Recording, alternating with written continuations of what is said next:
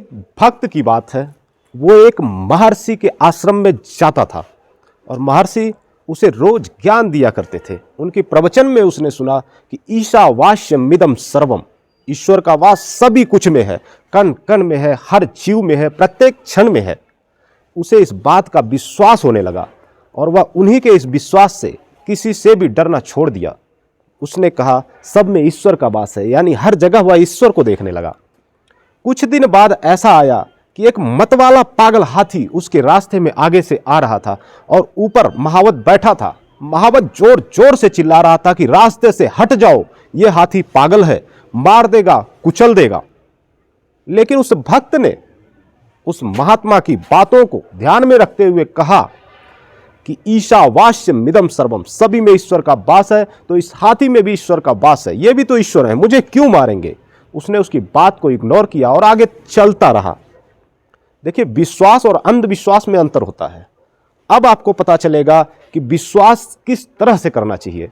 उस भक्त के आगे चलते हुए, देखिए वो भक्त था लेकिन इस वादे पर खरा नहीं उतर पाया कि हर जीव में ईश्वर का वास है। आगे बढ़ता रहा।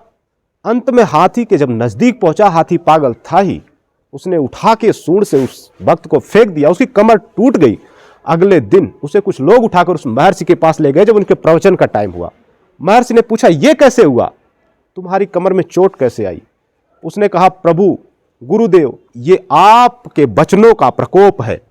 आपने कहा था सभी में ईश्वर होते हैं, यही सुन के मैं चलता चला जा रहा था, एक हाथी ने मुझे उठाकर पटक दिया और कमर टूट गई। उस पर महर्षि ने पूछा क्या तुम्हें किसी ने रोका नहीं था। उसने कहा हाँ रोका था, मुझे महावत चिल्लाया था कि हट जाओ, ये हाथी पागल है, कुचल देगा। लेकिन मैंने आपके अनुसार, आप कहते हैं सभी में ईश्वर होता है, तो इसी बात पर विश्वास करते हुए मैं रास्ता नहीं छोड़ा, मैं चुपचाप जाता रहा अपने रास्ते पर। मैंने सोचा इसमें भी ईश्वर है, ये मुझे क्यों मारेगा। तब महर्षि ने उसे एक शानदार जवाब दिया।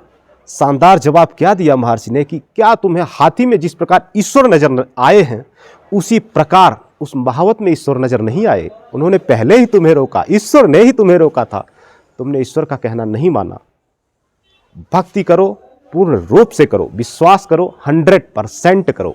ईश्वर हमेशा आपके साथ हैं। धन्यवाद।